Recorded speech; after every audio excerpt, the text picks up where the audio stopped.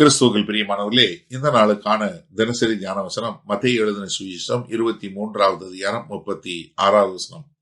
மத்தேயு 23:36, Matthew 23:36. இவைகள் எல்லாம் இந்த சந்ததியின் மேல் வரும் என்று மெய்யாகவே உங்களுக்கு சொல்லுகிறேன். இப்ப கர்த்தராகிய இயேசு கிறிஸ்து ஒரு காரியம் சொல்றார். என்ன? இதுவரைக்கும் ஆபேலுடைய ரத்தம் தொடங்கி சகரியா ரத்தம் வரைக்கும் எல்லாத்துக்கும் பதில் நிச்சயமா கிடைக்குன்னு சொல்லிட்டு இவைகள் எல்லாம் இந்த சந்ததியின் மேல. அப்ப என்னன்னா, ஆண்டவர் வரப்போகிற எல்லா யூதர்களுடைய சந்ததியை பத்தி சொல்லல. இங்க விசேஷமா இந்த செய்திய அவர் காலகட்டத்துல கேத்து கொண்டிருக்கிறவங்க. காரணம் என்ன? அவர்கள் அவரையே நிராகரிக்க போறாங்க. அதனால அவர் சொல்றாரு, இப்ப இதனுடைய தண்டனை என்ன வரும்? உங்க மேல வரும். இந்த சந்ததி நீங்க கேட்டுக்கொண்டிருக்க உங்க மேல வரும்.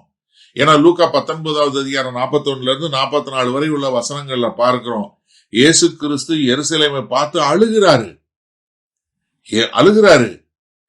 நிச்சயமா அது நிறைவேறிச்சா? ஆமா.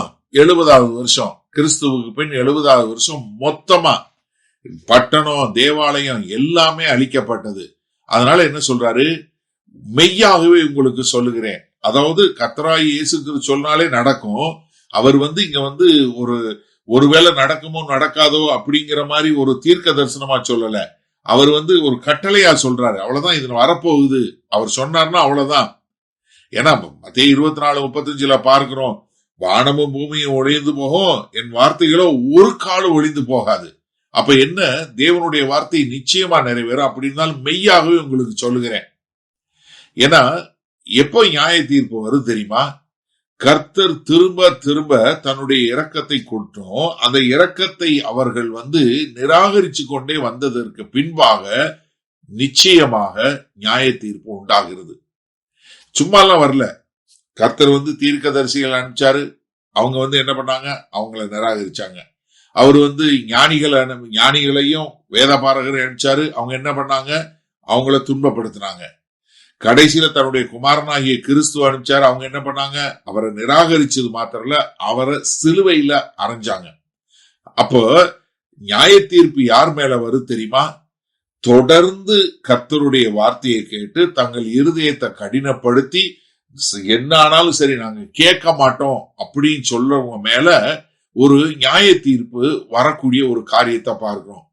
அதே மாதிரி தேவனுடைய நியாய தீர்ப்பு எப்பொழுதுமே சரியான அளவு அளந்துதான் கர்த்தர் கொடுக்கிறார். இயேசு கிறிஸ்து இங்க ஒரு உணர்ச்சி பூர்வமா, ஐயோ என்னையுமே நீங்க நிராகரிச்சிட்டீங்க அப்படின்னு சொல்லி உணர்வு பூர்வமா சொல்லல. இல்ல நான் உங்களை பழி வாங்கியே தீருவேன் அப்படின்னு சொல்லல. ஏன்னா இயேசு கிறிஸ்து நித்திய நீதிபரர். அவருடைய நியாய தீர்ப்பு எல்லாமே சரி.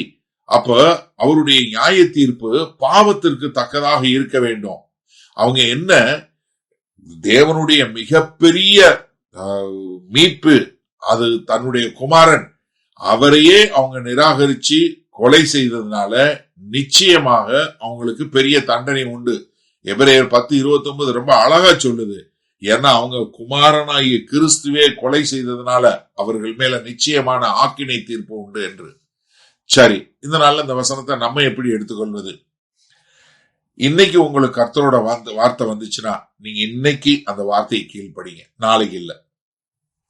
ஏன்னா இந்த ஒரு சில நேரத்துல உங்களுக்கு நான் இன்னைக்கு தப்பு பண்ணா பின்னாடிதானே வரப்போகுது அப்படின்னு நீங்க நினைக்காதீங்க. ஏன்னா ரொம்ப நம்ம அழகா நம்ம பார்த்திருக்கோம், டிலேட் ஒபீடியன்ஸ், டிஸ்ஒபீடியன்ஸ். நீங்க கீழ்படியாம காலந்தாழ்த்தி கீழ்படிவது அது கீழ்படியாமைக்கு சமம். கீழ்படியாம என்ன பண்ணுது? உங்க இருதயத்தை கடினமாக்குது. உங்க கடினமான இருதயம் என்னத்துல கொண்டு போய் சேர்க்குது? உங்களை நியாய தீர்ப்புல கொண்டு போய் சேர்க்குது.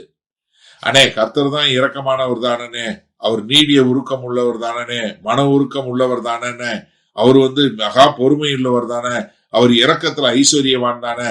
ஆமா, உண்மை, இல்லைன்னு சொல்லல. ஆனாலும் அவருடைய பொறுமைக்கும் ஒரு எல்லை இருக்கு. ஏன்னா பாவத்தினுடைய பூரண அளவு வந்த போது கர்த்தர் அதை நியாயம் தீர்க்க வேண்டிய ஒரு கட்டாயத்தில் இருக்கிறாரு. அப்ப ஒரு மனுஷன் தொடர்ந்து தேவனை நிராகரிச்சு அவருடைய வார்த்தையை நிராகரிச்சு வரும்போது அவன் என்ன பண்றான்? அவன் தனக்கென்று ஒரு வழியை தெரிந்து கொண்டு அந்த வழியில போய் அது அழிவின் பாதையில போறான். நமக்கு பழைய ஏற்பாட்டுல பார்வோனை பார்க்கிறோம். பார்வோன் தன் இருதயத்தை கடினப்படுத்துறான். எப்படி? 7 முறை அவன் இருதயத்தை கடினப்படுத்துறான். கர்த்தர் அவனுக்கு ஹெல்ப் பண்றாரு. என்ன? 8வது முறை 9வது முறை அவன் இருதயத்தை கடினப்படுத்துவதற்கு. அப்ப என்னன்னா, கர்த்தருடைய பொறுமைக்கும் ஒரு எல்லை இருக்கு. அதனால எனக்கு அருமையானவர்களே, இன்னைக்கு நீங்க கர்த்தருடைய சத்தம் கேட்டுச்சுன்னா நீங்க தயவு செய்து உடனே மனம் திரும்புங்க. நாளைக்கு இல்ல. வல்ல பிதாவே, இதோ இந்த நல்ல நாளுக்காய் நன்றி. இந்த செய்தியை கேட்டுக்கொண்டு இருக்கிற எனக்கு அருமையான சகோதர சகோதரிகள், ஆண்டவரே, தேவனுடைய வார்த்தை எப்போ அவங்களுக்கு கேட்குதோ உடனே அவர்கள் மனம் திரும்பி அன்றே உம்மோடு ஒப்புரவாகி அவர்கள் சரியான முறையில வாழ எங்கள் தேவன் கிருபை பாராட்ட வேண்டுமாய் மீட்பெரும் இரட்சகருமாகிய இயேசு கிறிஸ்துவின் மூலம் ஜெபிக்கிறோம் வல்ல பிதாவே, ஆமேன். கர்த்தர் உங்களை ஆசீர்வதிப்பாராக. இன்று மாலை மன்னால சந்திப்போம்.